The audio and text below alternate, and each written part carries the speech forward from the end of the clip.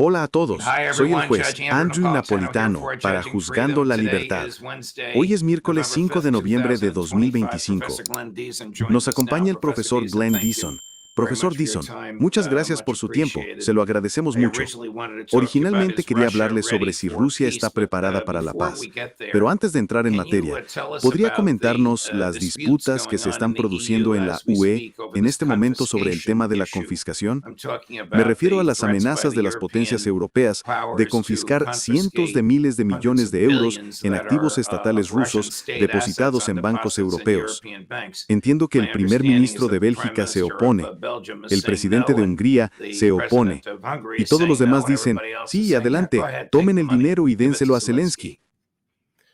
Bueno, la razón por la que este debate se retoma ahora es porque los europeos no pueden permitirse mantener la guerra.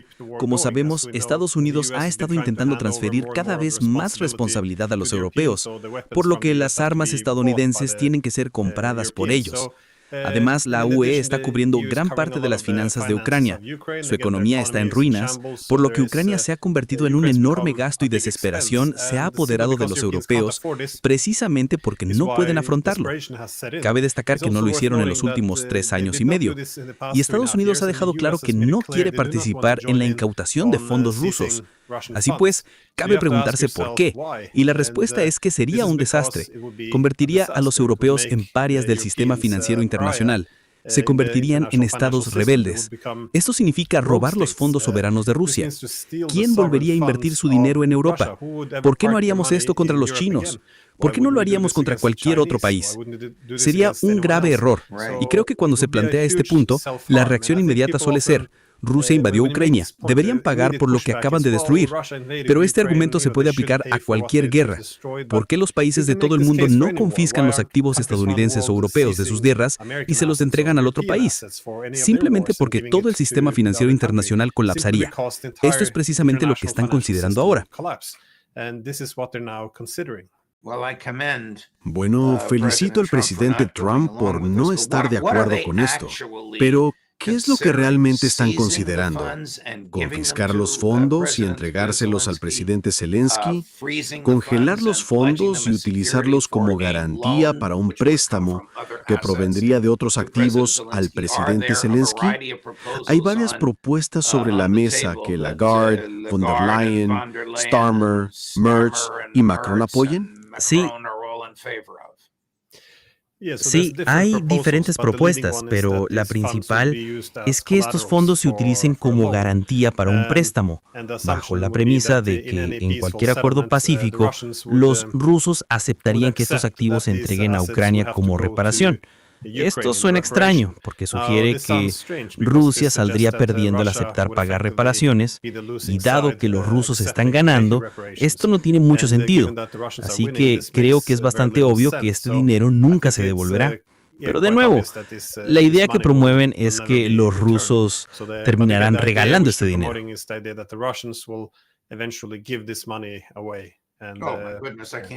Dios mío, no puedo imaginar que los rusos regalen el dinero. ¿De cuánto dinero estamos hablando? Creo que ronda los 250.000 millones. No está claro, pero hay que señalar que con estos intentos de legalizar el robo, ya se han apropiado de gran parte de los intereses de los activos rusos y ahora pretenden apropiarse del capital. Así que están tomando un camino muy peligroso y vemos cómo entran en juego otras medidas desesperadas. Por ejemplo, los holandeses se incautaron recientemente de una empresa tecnológica china. Esto no es propio de alguien que se siente seguro de sí mismo.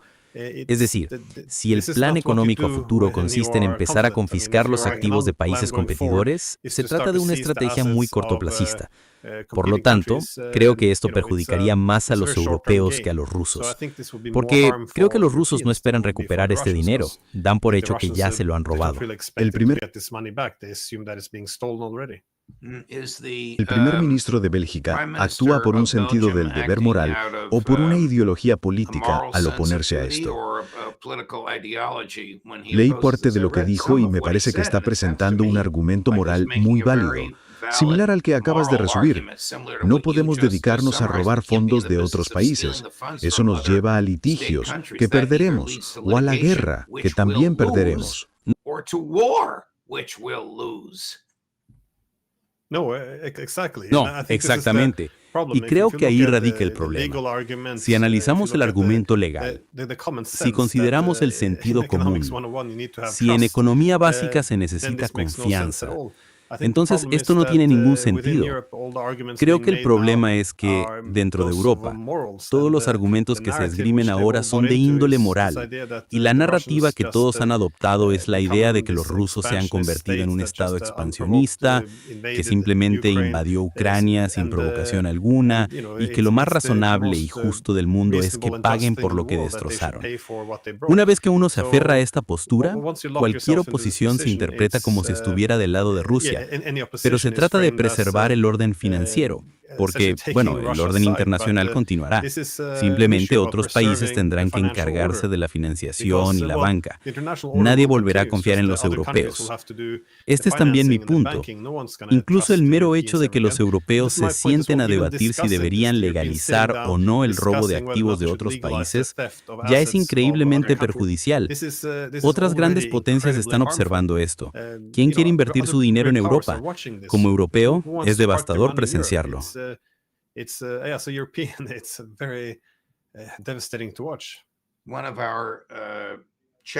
Uno de nuestros participantes en el chat, una persona que nos escribe, dice que sería la primera vez que un político europeo mostrara un sentido del deber moral.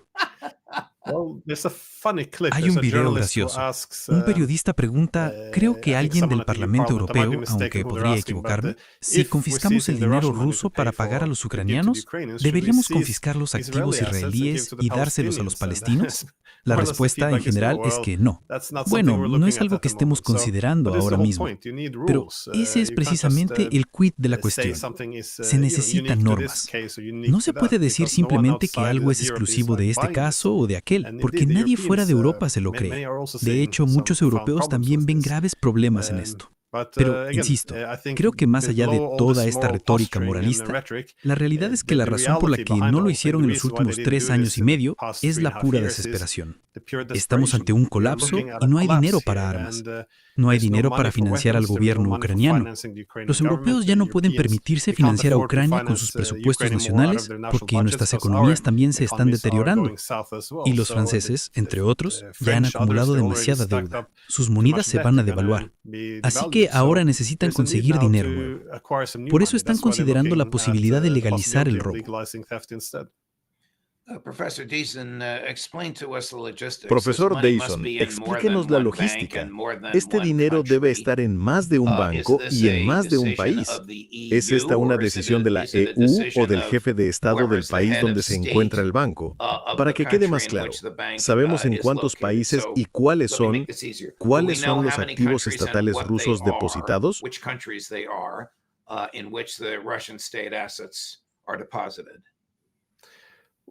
Sí, bueno, no estoy seguro de la distribución exacta, pero obviamente gran parte del dinero está más concentrado en algunos estados que en otros. Bélgica, por ejemplo, tiene una gran cantidad en euros. Pero la EU no puede lograrlo, no tiene el mandato. Necesita el consentimiento de sus Estados miembros, si no me equivoco.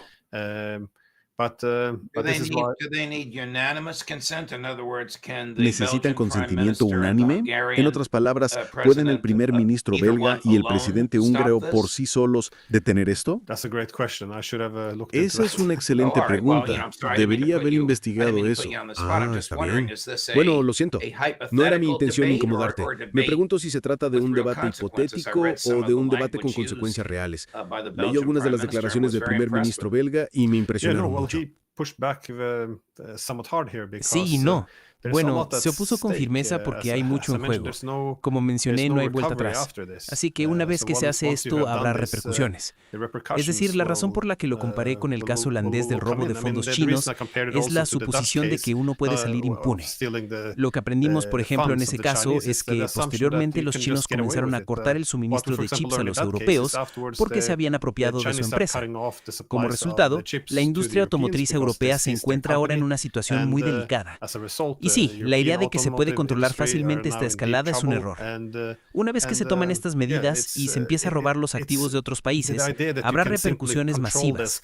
Y cabe destacar que creo el 85% de la población mundial no reside en países que se han sumado a las sanciones antirrusas, porque no lo ven simplemente como un intento de conquista imperialista por parte de otro país.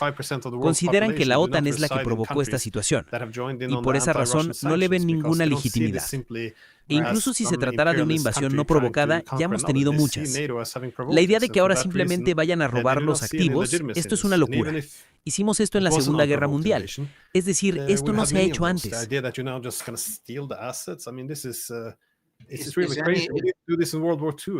Uno se pregunta por qué los rusos depositaron sus activos en esos bancos.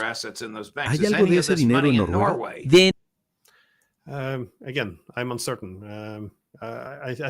De nuevo, no estoy seguro. Creo que sí hay algunos activos. Para ser honesto, no sé cuánto. Y repito para que quede claro, estos no son los activos de oligarcas rusos ni de empresas rusas. Es dinero del Estado ruso, del Tesoro de la Federación Rusa. Sí, y eso es lo que lo hace tan extremo. Si uno se apropia ilegalmente de los fondos de un particular, es una cosa, pero robar los fondos soberanos de otro Estado, eso se considera, bueno, no necesariamente, es algo totalmente inaceptable. Esto no se hace, porque los países siempre tendrán algún tipo de conflicto armado, pero aún así podemos garantizar la integridad del sistema financiero internacional, razón por la cual nunca se había hecho antes esta idea de simplemente robar el dinero. Es decir, precisamente porque los europeos saben que esto es algo bastante extremista, tienen que disfrazarlo y tratar de que parezca legítimo. Así que ahora lo presentan como una garantía para un préstamo. Sin embargo, dado que los rusos no autorizaron que sus fondos soberanos se utilizaran como garantía para ningún préstamo, sigue siendo un robo. Pero es un intento de suavizar un poco el robo. Y sí, eso es más o menos lo que los principales medios de comunicación también reconocen. ¿Cómo hacer que todo esto parezca legítimo? Por eso lo llamo legalizar el robo. Claro. ¿Por qué hicieron esto los rusos? ¿Lo sabemos? ¿Por qué no depositaron el dinero en sus propios bancos? Bueno, no creo que pudieran haber previsto que realmente robarían los fondos. Pero ahora hay un gran esfuerzo por diversificar y alejarse por completo de los bancos occidentales. Esto es algo que viene sucediendo desde el 2014, especialmente desde el golpe de Estado en Ucrania. Fue entonces cuando los rusos prácticamente renunciaron al sueño que tenían desde el sueño de Gorbachev, de un hogar en lo peor común. Fue entonces cuando abandonaron todo esto y comenzaron a buscar una infraestructura económica internacional alternativa, colaborando con países del este como China, para establecer sus propios sistemas financieros con sus propios bancos, utilizando sus propias monedas para el comercio, pero también para las reservas y su propio sistema de pagos, sin depender de SWIFT. Han estado trabajando en ello, pero no se puede lograr de la noche a la mañana, y vemos que después de 80 años de tener este sistema financiero occidental, más de 80 años, lleva tiempo romper con él. Pero esta es una de las principales prioridades, y por eso lo que más nos ayuda a convencer al resto del mundo de que se desvincule del sistema financiero occidental es empezar a apropiarse de fondos soberanos de otros países. Esto es casi un incentivo para que los BRICS y otras instituciones establezcan alternativas. ¿Existe algún tribunal con jurisdicción sobre esto? ¿O tendría que contratar el Estado ruso abogados belgas para que presentaran una demanda contra el gobierno y el banco belgas ante un tribunal belga para impedir la confiscación o transferencia de los activos? De nuevo, no estoy seguro del procedimiento legal. Como juez, supongo que debería ser yo quien le hiciera esta pregunta. Pero creo que tienen que... No es una pregunta trampa. De verdad que no sé la respuesta. Creo que tienen que recurrir al sistema europeo, porque así es como funciona el sistema internacional, aunque existan acuerdos internacionales. Así que no... De nuevo, quiero ser prudente antes de responder. De acuerdo, entendido. Veamos, tenemos un video del primer ministro de Weber exponiendo este argumento que me impresionó mucho. No me refiero específicamente a Noruega. Si todos los países de la Unión Europea, e incluso los de la coalición de los dispuestos, quieren ayudar a Ucrania incautando activos rusos inmovilizados, se trata de una medida sin precedentes en la historia, ni siquiera durante la Segunda Guerra Mundial. Los activos inmovilizados siempre han sido inmunes, nunca se han tocado. Si queremos hacerlo, debemos asumir los riesgos conjuntamente. Deben ser mutualizados, deben estar garantizados, y todos los que poseen activos inmovilizados deben actuar en conjunto. Estas son condiciones razonables. Como señalan los economistas noruegos, Noruega tiene una situación especial porque cuenta con el fondo petrolero, por lo que no arriesgaría su solvencia crediticia si simplemente estableciera una garantía. ¿Está de acuerdo? Disculpen, no voy a comentar lo que Noruega debe hacer. Noruega no es miembro de la UE. Esto es el Consejo de la UE, así que hoy me centraré en lo que la UE debe hacer. Pero creo que hay un debate más amplio en la coalición de los dispuestos. Si la coalición de la voluntad no está dispuesta a ser la coalición que pague las consecuencias de la guerra de Ucrania, no tiene sentido continuar. Contundentes en consonancia con los que hizo en el debate. Usó una palabra interesante, y ahora voy a cambiar de tema. Usó la palabra garantía, queriendo decir, si nos incautamos de estos activos, ¿qué? Tenemos que depositar el equivalente en otro fondo y garantizar que se utilizará para pagar a los rusos cuando termine la guerra. Es casi ridículo. Sí, también me pareció interesante su argumento de que si hacemos esto, todos tienen que participar. Y todo eso es más o menos un suicidio colectivo. Si todos se lanzan al vacío, parece un poco más seguro, pero al fin y al cabo, todos los europeos sufrirán enormemente las consecuencias. Y como dijo, incluso durante la Segunda Guerra Mundial, uno no hacía esto. No significaba que uno apoyara a Hitler. Simplemente significaba reconocer que esto solo iba a conducir a un desastre financiero, más que a nadie para los europeos. ¿Qué tan graves son los problemas de personal en el ejército ucraniano? Ahora mismo estamos viendo historias, no en los principales medios occidentales, ni en el Wall Street Journal, ni en el New York Times, ni en el Washington Post, ni en las principales cadenas de televisión locales, sino en medios alternativos, de jóvenes que son capturados, secuestrados en bares, discotecas, en la calle y en sus lugares de trabajo. Y con un entrenamiento mínimo, los visten con un uniforme, les dan un arma y los envían al frente.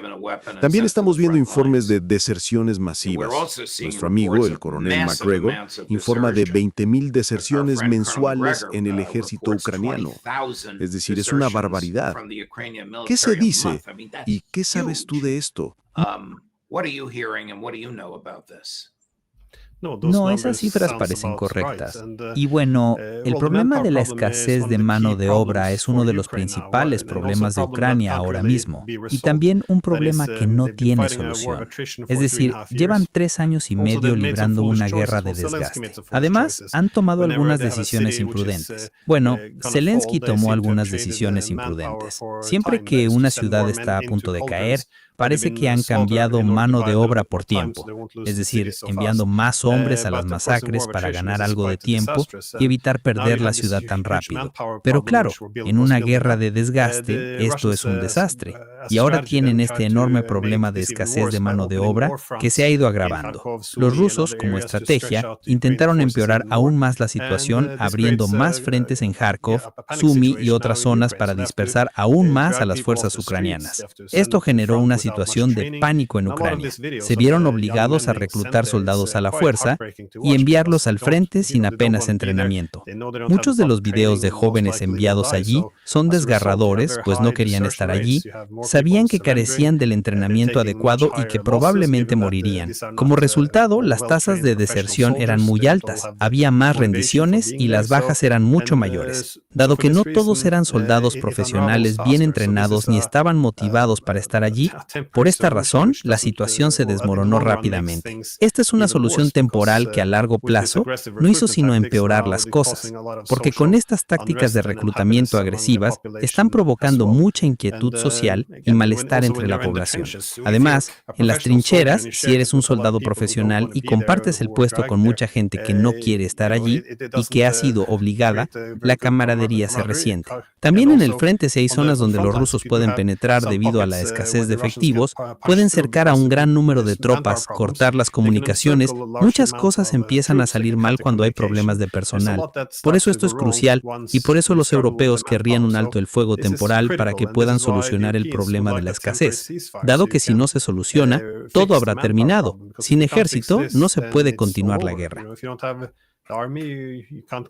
Profesor Dixon, muchas gracias, querido amigo. Ha sido una mañana ajetreada aquí y una tarde ajetreada para usted. Le agradezco que nos acompañe. Espero verlo de nuevo la semana que viene. Gracias. Por supuesto. Una conversación estupenda. A las 3 de la tarde, Phil Giraldi. ¿Tenemos un matón en la Casa Blanca? Bueno, ya saben cómo va a responder Phil. Justin Baltano para Juzgando la Libertad.